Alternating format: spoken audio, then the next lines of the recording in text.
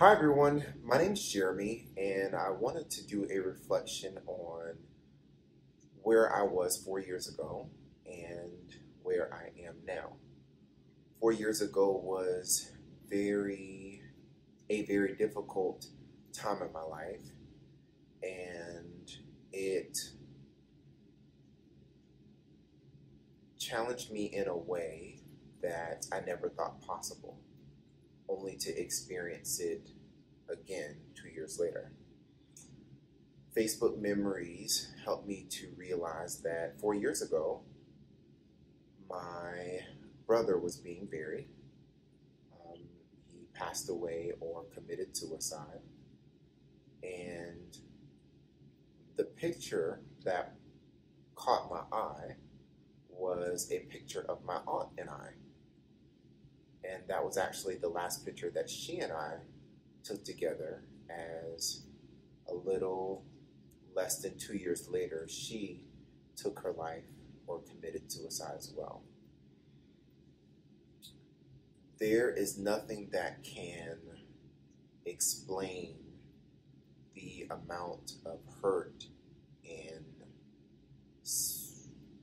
rage and selfishness and any emotion that you can think of that's negative. Nothing can explain the way that somebody feels when they become a suicide survivor. There is nothing that you could simulate. There's nothing that you could put into words. There's just nothing like it. And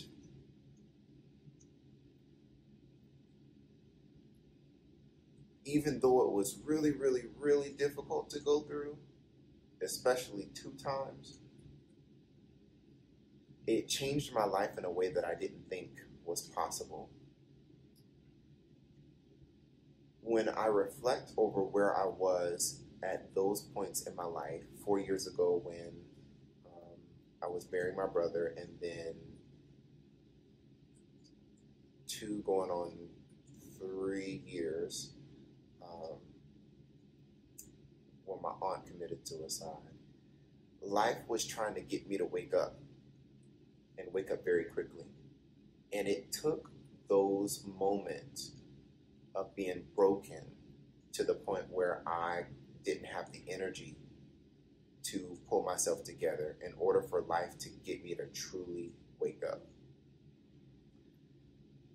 In the moment, it didn't feel good. It really did not feel good at all. It was hurtful, to say the least. And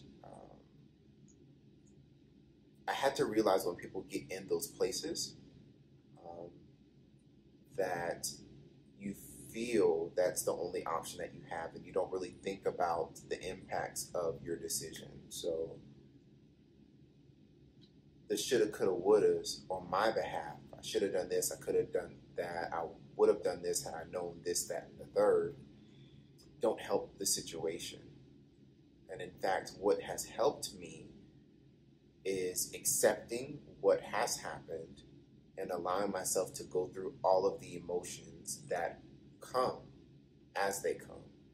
So there was no trying to be strong. There was no not crying. There was me being very vulnerable and crying and being hurt and being enraged and being disappointed and being selfish. I allowed myself to go through those emotions, because had I not allowed myself to go through those emotions, then it would have become like a beaver dam, and eventually that wall would have broken. And who knows what may have happened to me had I not allowed myself to go through all of the emotions that I went through. For those who are thinking about suicide or have suicidal thoughts, as someone who has had those thoughts as well,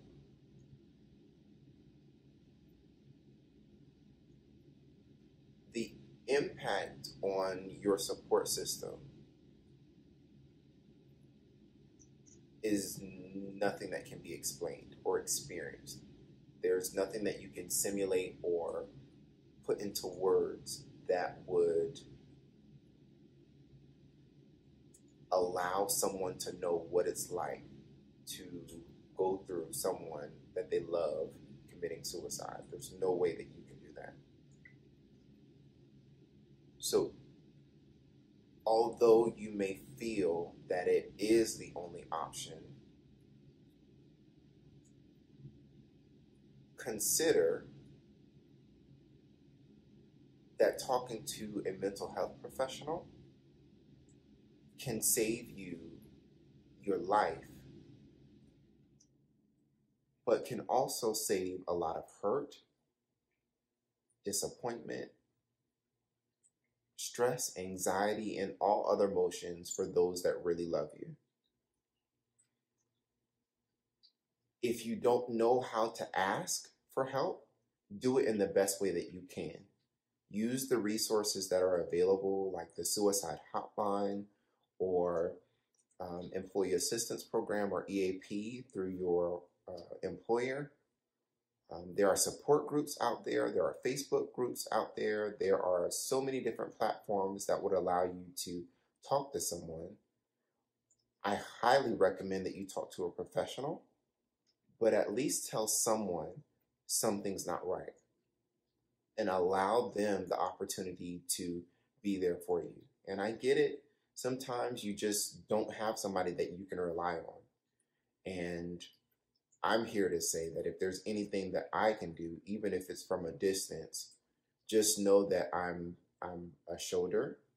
I will listen to you. I will be there for you as much as I possibly can. And I'll also point you in the right direction because I'm not a mental health professional. I'm just somebody who has experience with it. To those who are the survivors of someone who has committed suicide, although you feel like you should have done more, I have come to accept that in that moment, when their mind was made up, their mind was made up. There's nothing that could have been done or said to change their mind. Go through the emotions, find support groups, and allow that moment in your life to be the motivation to help others get through life, because life is difficult. What I learned from those moments is that life was really, really trying to get me to wake up again, because I was broken into so many pieces. I didn't have the strength or the energy to continue the facade or continue the motions that I was going through. And in reflecting and talking with mental health professionals, I was able to pull together the pieces in a way that allowed me to get peace within myself and operate with clarity, identify my purpose, and move forward with grit that I would not have had given that these circumstances didn't happen for me and not to me. I miss them every day. I would do anything to get a hug or a phone call or to hear their voice or their laugh. And I won't allow their life to be in vain. And will continue to do anything within my power to ensure that someone who is going through what they were going through, and someone who has gone through what I've gone through, has a support system to ensure that they have the best life that they can possibly live. I'm sending peace and blessings to those who are the survivors of family members and friends who have committed suicide. I'm also sending peace, love, and blessings to those who are having those thoughts. Speak with someone, journal, do anything that you can. And if anything, reach out to me. It doesn't matter where you are, what time zone you're in, just reach out to someone. Thank you.